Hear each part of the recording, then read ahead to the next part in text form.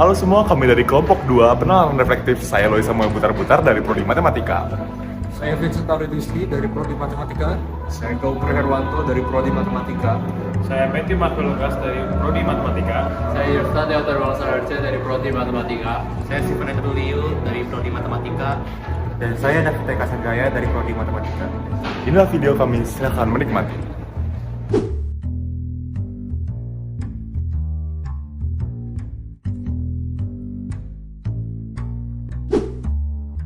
Jadi klaim yang pertama, yaitu pada 20 Juni 2024, PDNS 2 Surabaya dan Jawa Timur diretas. Dan klaim yang kedua yaitu PDNS 2 pada masa itu dikelola oleh salah satunya adalah Kemenkominfo, yang menterinya pada saat itu adalah Budiari. Kedua klaim ini termasuk klaim faktual. Selanjutnya klaim yang ketiga, yang dimana Budiari merasa bersyukur karena pelaku peretas PDNS 2 ini bukanlah sebuah negara, melainkan sebuah pihak yang dengan motif ekonomi. Menurut dia, ini tidak terlalu berbahaya. Klaim ini termasuk subjektivitas dan nilai non-moral eksplisit, karena ini berdasarkan kriteria dari Budiari. Lanjutnya ada klaim keempat, di mana DPR, Budiari, serta Direktur PT Telkom itu menganggap bahwa karena sudah adanya isolasi terhadap data PDNS 2, maka pelaku peretas itu tidak dapat menyalahgunakan informasi tersebut. Klaim ini termasuk adalah klaim non-subjektif karena berdasarkan beberapa kriteria orang dan telah disetujui dengan bersama. Lalu teknik yang pertama yaitu identifikasi. Dalam kasus ini yaitu peretasan sistem PDN yang berdampak pada layanan pemerintahan. Lalu respons dari Menkominfo yang pada saat itu ketuanya dijabat oleh Budiari menyatakan bahwa serangan berasal dari pihak non-negara dengan motif ekonomi dan memprioritaskan pemulihan data dengan menggunakan metode dekripsi. Lalu, apa dampaknya? Dampaknya itu gangguan terhadap sistem pemerintahan dan kepercayaan publik terhadap sistem keamanan data di Indonesia. Lalu, teknik yang kedua yaitu analisis, di mana penyebabnya kemungkinan karena adanya kelemahan dalam sistem keamanan PDN yang memungkinkan peretasan tersebut terjadi. Lalu respon pemerintah yaitu Menkominfo menyebutkan langkah mitigasi, tetapi kurang dalam transparansi dan juga komunikasi kepada publik. Lalu tanggapan publik, bagaimana sih tanggapan publik? Mereka kritik terhadap kurangnya langkah preventif dan juga permintaan akuntabilitas pejabat. Lalu teknik yang ketiga yaitu evaluasi. Efektivitas respons, di mana upaya pemulihan data itu positif, namun lambatnya respons dan penghindaran wartawan menimbulkan kesan minim tanggung jawab. Lalu rekomendasi saya yaitu diperlukan adanya audit menyeluruh terhadap keamanan data nasional dan meningkatkan kebijakan komunikasi krisis. Sekarang kita akan masuk kepada pernyataan, argumen, dan counter-argumen. Yang pertama adalah argumen. Pertama, pernyataan Menkominfo seperti Alhamdulillah dapat dimaknai sebagai upaya menjaga ketenangan publik. Dalam situasi krisis, pendekatan optimis sering digunakan untuk menghindari kepanikan dan menunjukkan bahwa pemerintah punya kendali atas situasi tersebut. Kedua, penting untuk diingat bahwa proses investigasi sedang berlangsung.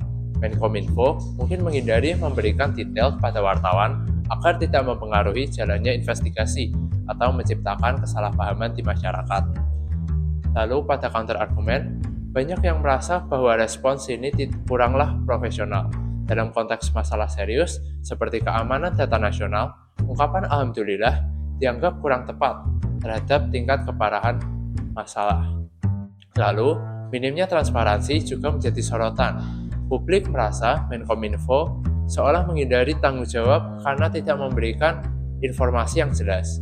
Hal ini justru menimbulkan kecurigaan seolah pemerintah tidak siap menangani isu sebesar ini. Nah, setelah mendengar argumen dan counter-argumen dari Yefta, saatnya kita masuk ke 5 pola deduktif. Masuk, yang pertama, modus ponens. Premis pertamanya adalah, jika data PDNS 2 berhasil diisolasi, maka tidak ada data yang dapat disalahgunakan oleh peretas. Premis keduanya, data PDNS 2 telah berhasil diisolasi. Kesimpulannya, maka tidak ada data yang dapat disalahgunakan oleh peretas. Masuk yang kedua, yaitu modus tollens.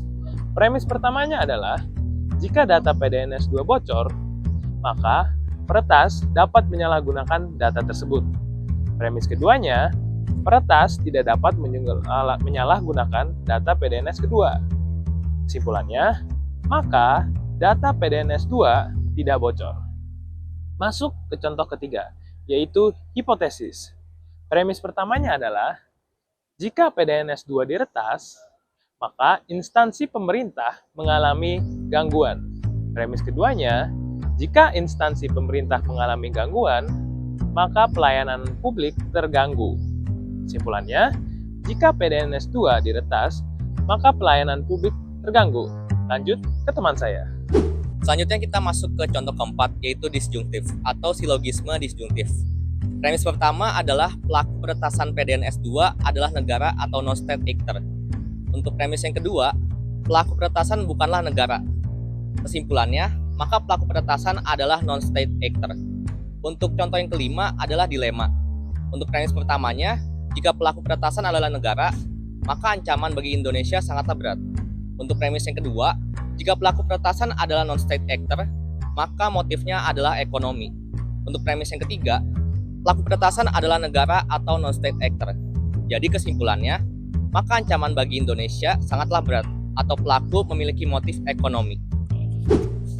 Argumen induktif terbagi menjadi 3 jenis. Yang pertama itu ada analogi, generalisasi induktif, dan juga kausalitas. Nah, yang pertama adalah analogi.